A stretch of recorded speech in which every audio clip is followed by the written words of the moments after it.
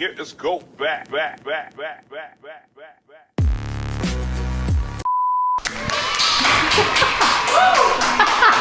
วันนี้เรามีหน้ามานะคะทุกคนสวัสดีค่ะสวัสดีค่ะสวัสดีค่ะทุกคนวันนี้เราไม่ได้ไปเที่ยวข้างนอกนะคะแต่ว่าเราจะมาคุยสนุกเกี่ยวกับป้ายข้างหลังค่ะป้ายข้างหลังเขียนว่าอะไรคะรายการไม่เอา everyday I something everyday อะ everyday I ช็อกเนี่ยช็อกเนี่ย culture shock กิ๊งเดินเข้ามากิ๊งแบบ everyday I อะไร IU เหรอเราก็แบบหยุดคิดเดี๋ยวนี้เดี๋ยวมุกไม่ทัน ช็อกจริง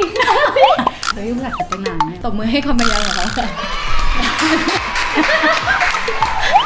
เราจะมาทำเกี่ยวกับเรื่อง culture shock กัน culture shock อันนี้หมายถึงว่าตอนที่พวกเราไปอยู่เกาหลีใหม่ๆหรือว่าตอนที่ไปเที่ยวครั้งแรกๆอะไรเงี้ยแล้วก็เจอแล้วก็รู้สึกว่ามันแปลกดีแบบไม่เหมือนเมืองไทยคือมันอาจจะไม่ใช่เรื่องไม่ดีมันอาจจะเป็นแค่เรื่องที่ไม่เหมือนเฮ้ยมันมีอย่างนี้ด้วยหรออะไรเงี้ยไม่ชินอะไรเงี้ยก็จะมาพูดให้ฟังสนุกขำๆเพื่อใครได้ไปเกาหลีแล้วก็ไปเจอเหมือนกันจะได้ไม่ตกใจมากหรือว่าถ้าใครเคยไปแล้วก็เจอ culture shock อื่นๆที่คิดว่าเฮ้ยแปลกอะไรเงี้ยอยากแชร์ก็คอมเมนต์ถึงไม่ได้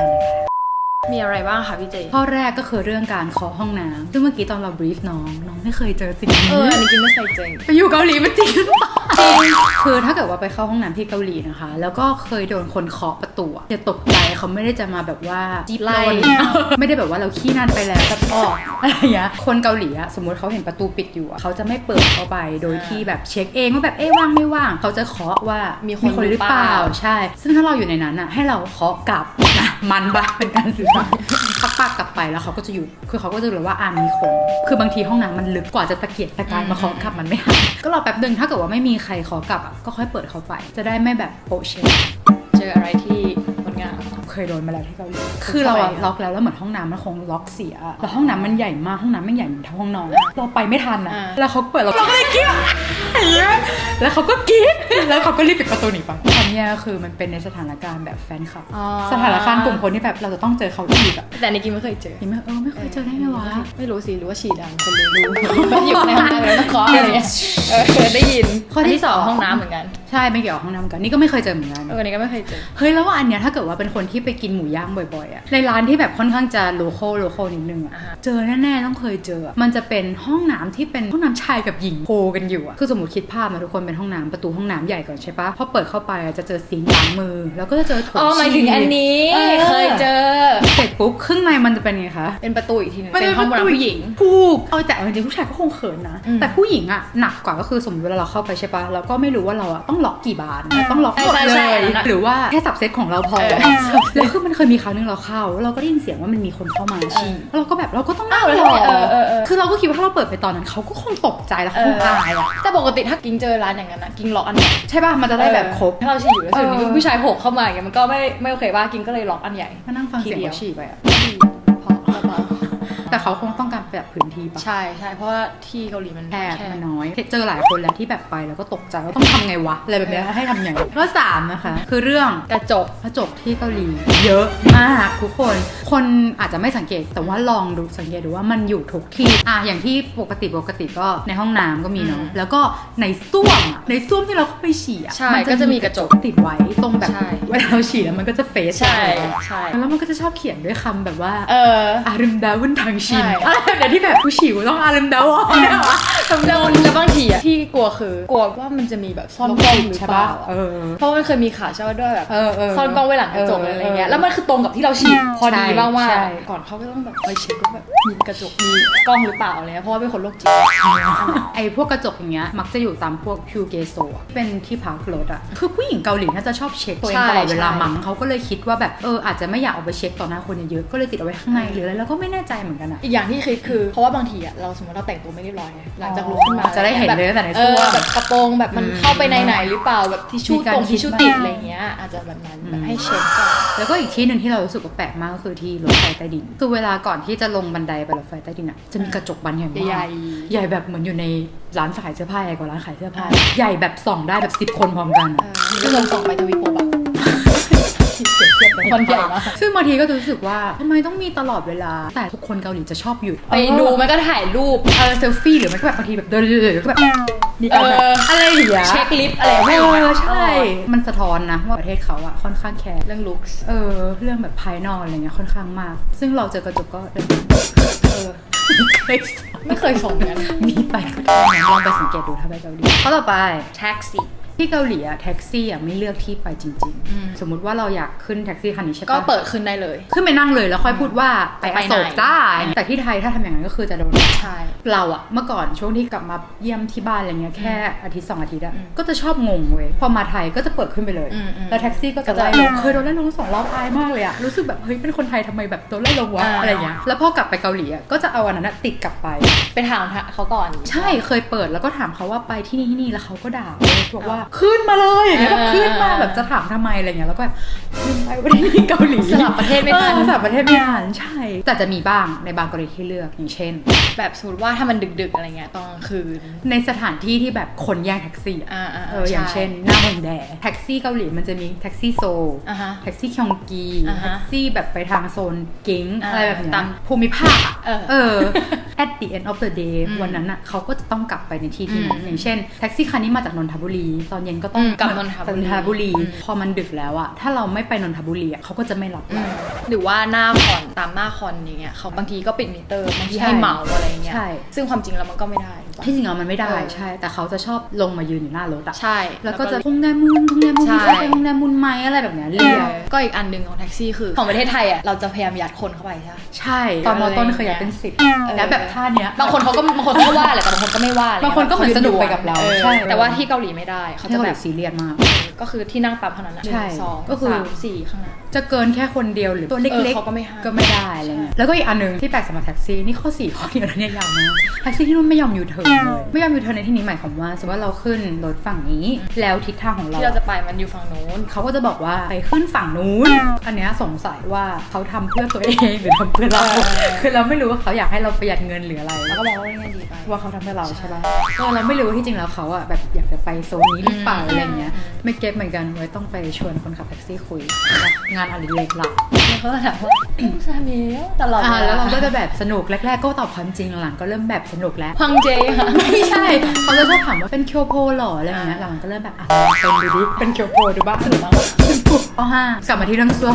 มีความติดใจเรื่องส้มนะเข้าห้องน้ำบ่อย ใช่ส้วมมันทำไมคะ ส้มมันมีรหัสค่ะทุกคน มันจะไม่ให้ใครก็ได้เข้า คือก่อนเราจะเข้าอะเราต้องเดินไปคุยกับเขาคือเขาจะมีไอตัวล็อกอะที่เหมือนเราไปใช้ล็อกประตูอะเหมือนล็อกประตูบ้านที่แบบปิ๊บปิ๊บปิ๊บปิ๊บที่เหมือนเห็นในซีรีส์อย่างนั้นนะเขาจะล็อกส้วมเขาไว้ เพราะว่าเขาไม่อยากให้ใครก็ได้มาเข้า ใช่เขาอยากให้แค่แบบ ลูกค้าของร้านอะไรเงี้ย ไม่งั้นมันจะสกปรกแล้วก็ต้องไปขอรหัสเขาแล้วก็เดินไปกด บางร้านอะมันก็จะมีแบบติดป้ายไว้ว่ารหัสห้องน้ำคือเบอร์นี้นะอะไรเงี้ย แต่ถ้าบางร้านไม่มีก็คือต้องไม่ขอ ใช่หรือว่าบางร้านถ้าเขาไม่มีไอ้เครื่องล็อกอะเขามีกุญแจเลยเว้ย ใช่ใช่ใช่ จะแขวนไว้กับผนัง ใช่ ใช่ เคยเดินควงไปแบบเข้าห้องน้ำ ใช่ถึงขนาดว่าตึกอันนั้นเป็นตึกคอมมูนิตี้อย่างเงี้ยที่มีแต่ละอาหารแต่เขาก็ล็อก เขาก็ล็อก คือเขาแค่แบบไม่ต้องการให้ใครก็ได้มาฉี่ ใช่ บา บางทีเขาก็จะแชร์กันว่าสมมติว่าร้านนี้ถึงร้านนี้ก็ใช้ห้องน้ำอันนี้อะไรเงี้ยคนก็จะมีรหัส ก็นั่นแหละนะคะไม่ต้องตกใจว่าเขาจะขังเราในนั้นหรือเปล่าแล้วก็อันเนี้ยต้องมีคนกลัวอีกแน่เลยเราเคยไปกับเพื่อนแล้วก็เพื่อนเข้าไปแล้วออกไม่เป็น อ๋อ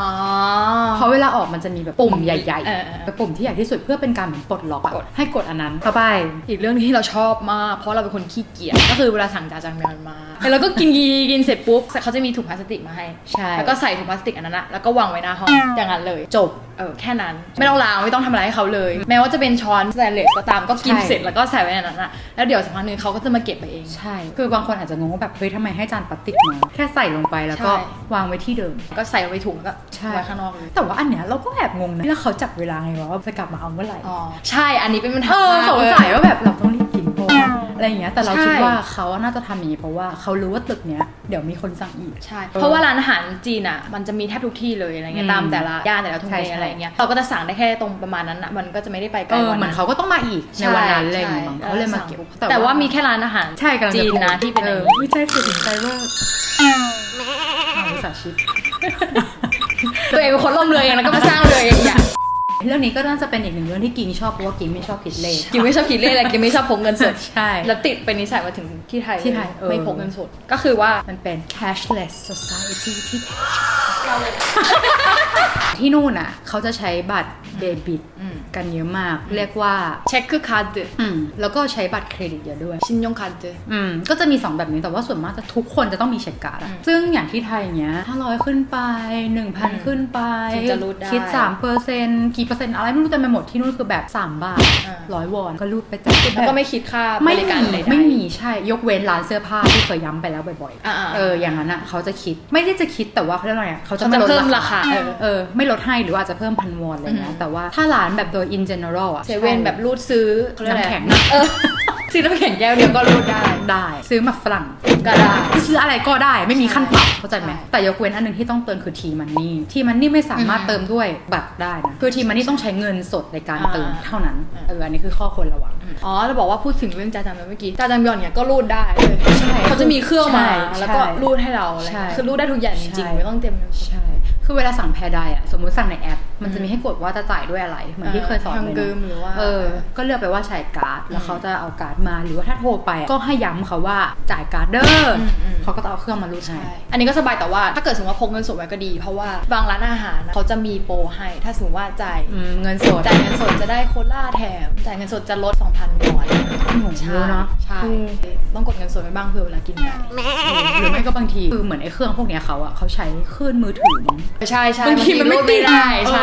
่ก็คือแบบมีเงินสดเก็บเผื่อไว้บ้างก็ดีเผื่อแบบฉุกเฉินอะไรเงี้ยแท็กซี่ก็จ่ายบัตรได้เพราะเคยมีเพื่อนเราไปเที่ยวเกาหลีมันบอกว่ามันนั่งลุ้นตลอดทางแบบกลัวมิเตอร์ขึ้นเกินเงินไม่กลัวมีหลายวิธีในการจ่ายเงินว่าต่อไปเมื่อกี้กินแล้วก็จ่ายกินแล้วก็จ่ายแล้วเสร็จแล้วเราก็รู้สึกว่าเราโตเมกเราไปร้านหมูย่างใช่แต่ว่าที่เกาหลีเขาก็จะแคร์เราเขารู้สึกว่าเราจะต้องไปไหนต่อเขาจะมีสเปรย์ฉีดสเปรย์ฉีดเสื้อเอาไว้ข้างนอกให้หรือว่าไว้ตรงเคาน์เตอร์อะไรเงี้ยให้เราฉีดก่อนออกไปจะบอกว่าตอนไปแรกไม่รู้นะว่ามันคืออะไรแบบไม่รู้จุดประสงค์ของมันจนเห็นคนเกาหลีทำก็เลยฉีดตามอะไรเงี้ยแล้วคือมันหอมจริงนะใช่แฟนพี่หอมมากคือชอบมากหลังๆเพื่อนเราไปเที่ยวเกาหลีคือซื้อฟีบิสกับบ้างเพราะมันหอมจริงคือหอมกว่าตอนเข้าไปกินใช่กลายเป็นอย่างนั้นเฉยแล้วก็ถ้าใครกลัวเหม็นใต้เก้าอี้มันมีที่เก็บเสื้อผ้าเก็บไปได้เหมือนกันหรือบางร้านก็จะมีถุงใหญ่ไว้ให้ยัดเสื้อเหมือนถุงขยะใหญ่ๆยิ่งบางทีเสื้อหนาวอย่างเงี้ยที่เราต้องใส่ซ้ำๆใช่จะเหม็นไม่ได้ใช่ใส่มันลงไปได้ใช่เรื่องแคร์ลูกค้าเขาจะมีผ้ากันเปื้อนให้ใช่ไหมอย่างเช่นคนอย่างพี่เจที่ชอบทำอะไรหกใส่ตัวอย่างเงี้ยเวลากินอะไรเผ็ดๆนี่ใช่เรากินอะไรแดงๆอย่างนี้ใช่ไหมคะแล้วเสื้อมันสีขาวอย่างเงี้ยเราต้องกลัวหกนะเขาก็จะมีผ้ากันเปื้อนไว้ให้พวกเกาหลีมันจะเป็นหม้อไฟอะไรมันกระเด็นเขาผลิตเมนูมาให้มันกระเด็นมาใช่หรอคุณไม่เคยเลยนั่นแหละเขาจะมีผ้ากันเปื้อนให้บางร้านก็ต้องขอบางร้านก็ไม่ต้องขอว่าบางร้านก็ต้องไปหยิบเองใช่บางร้านก็จะแขวนไว้ไกลมากแล้วพอบอกว่าขอหน่อยเขาจะแบบเองจ้าเซลฟ์แล้วเราก็จะเซลฟ์เคอะไรเงี้ยหยิบเองใช่พูดเรื่องเซลฟ์เนี่ยอีกเรื่องนึงที่ช็อกคือที่ไทยเราจะขอทุกอย่างเราจะไม่ขยับตัวแต่ว่าที่เกาหลีเนี่ยเราต้องสังเกตดีๆเวลาไปเข้าร้านไหนยิ่งเฉพาะร้านเล็กๆหรือว่าบางร้านที่มันเรามีโอกาสแบบเช่นเขาเรียกอะไรเหมือนกล่องถังพลาสติกมีถังอลูมิเนียมใหญ่ๆเหมือนว่าเราต้องไปตักพันชันตรงนั้นนะแปลว่าร้านนั้นอะถังเขาเรียกว่าแบบเป็นเคาน์เตอร์อะไรเป็นเคาน์เตอร์ถังนั่นแหละอันนั้นนะคือเซลล์คือต้องระวังที่นี่คือเซลล์เซอร์วิสหรือเปล่าอะไรเงี้ยเพราะว่าถ้าเรียกเขาแล้วเขาก็จะแบบทำหน้าเราคันใส่แล้วก็แบบเซลล์พิมพ์เราก็จะจ้าข้อต่อไปข้อนี้ก็เป็นข้อที่สำคัญมากเป็นข้อที่ถ้าไม่มีอันนี้แล้วก็จะหงุดหงิดก็คือเรื่องเบอร์โทรศัพท์ไม่ใช่โทรศัพท์ด้วยซ้ำมันคือเบอร์โทรศัพท์คือที่เกาหลีเบอร์โทรศัพท์สำคัญมากแล้วก็ต้องเป็นเบอร์โทรศัพท์ที่ผูกกับค่ายมือถืออย่างถูกต้องตามกฎหมายไม่ใช่เบอร์โทรศัพท์ที่เป็นพรีเพดที่แบบใครใช้ก็ได้นะคือโทรศัพท์ที่นู่นอ่ะมันผูกทุกอย่างบนโลกใบนี้เลยทุกคนยกตัวอย่างเช่นเวลาเราอยากจะสมัครเว็บไซต์อะไรสักเว็บนึงอ่ะมันจะต้องอินจึงว่าคนที่สมัครอยู่เป็นคุณหรือเปล่าว่างั้นอย่างเช่นสมมติคนจะชื่อกรุงกริงใช่ป่ะเขาก็จะให้ใส่สมมติ02333อะไรเงี้ยเข้าไปปุ๊บแล้วเบอร์นั้นมันก็จะเป็นชื่อกรุงกริงซึ่งถ้ากรุงกริงอ่ะไม่สามารถ identify ได้ว่านี่คือเบอร์กรุงกริงที่กำลังจะสมัครเขาก็จะไม่ให้สมัครเพราะว่ามันจะให้ส่งเมสเสจเข้าเครื่องกรุงกริงเพราะฉะนั้นอ่ะหลายๆเว็บมากคิดว่าน่าจะเคยมีคนเจอปัญหาว่าไม่มีเบอร์เกาหลีใช่แล้วทำอะไรไม่ได้เลยแค่สมัครล็อกอินก็สมัครไม่ได้มันก็เลยจะลำบากมากอันนี้เป็นเรื่องแบบเบสิกเลยนะเรื่องที่1เรื่องที่2ก็คืออย่างเช่นการโอนเงินการจ่ายเงินเราซื้ออะไรในเน็ตอ่ะอย่างของที่ไทยก็จะจ่ายผ่านบัตรเครดิตโอนเงินได้ใช่ปะแต่คือที่เกาหลีอ่ะจ่ายผ่านมือถือได้ความจริงมันก็สะดวกแต่ว่าก็เหมือนที่พี่เจบอกตอนอยู่อ่ะสะดวกแต่พอกลับมาแล้วอ่ะทำอะไรไม่ได้เลยเหมือนแบบการไม่มีมือถือคือการตัดสิทธิ์ทุกอย่างในชีวิตใช่ที่อยู่ในเกาหลีเลย ใช่ วันนั้นที่เราไปทริปเกาหลีมาล่าสุดใช่ปะแล้วที่เราไปร้องคาราโอเกะแล้วเขาก็บอกว่าเดี๋ยวเขาอ่ะจะให้เป็นมุนฮอซังภูมิก่อนเขาก็ถามว่ามีเบอร์เกาหลีไหมคือเหมือนเขาจะส่งให้ทางนั้นอะเราไม่มีก็เลยอดได้เลยเว้ย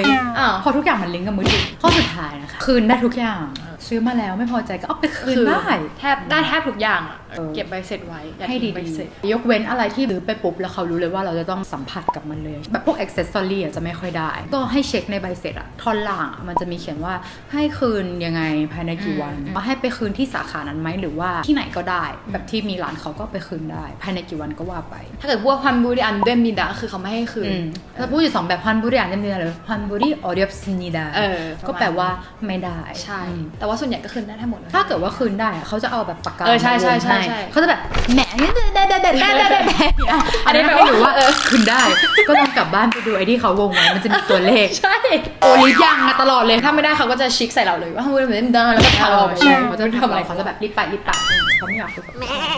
หรือว่าอีกอย่างหนึ่งที่เธอบอกว่าที่ Amazing คือคืนตัวที่วันนั้นเราเคยไปด้วยกันเนี่ยแล้วมันขึ้นว่าก่อน15 นาทีปะมันจะมีเวลาของมันอะเอาไปพันบูได้แต่ว่าส่วนมากถ้าจะพันบูมันต้องไปที่หน้าเคาน์เตอร์แล้วไปคืนซึ่งดีมากเพราะที่จริงแล้วตัวหนังเราไม่ได้จะจองเล่นอาจจะต้องมีธุระอะไรเกิดขึ้นมาจริงๆบางไปหรือแบบขอเปลี่ยนรอบหรืออะไรเงี้ยซึ่งความจริงมันก็ดีนะสมมติบางทีอยู่ไทยเราอยากจะเปลี่ยนรอบบางทีเราดูเร็วขึ้นหน่อยดูสายหน่อยอะไรเขายังไงเขาก็ต้องฉายปะ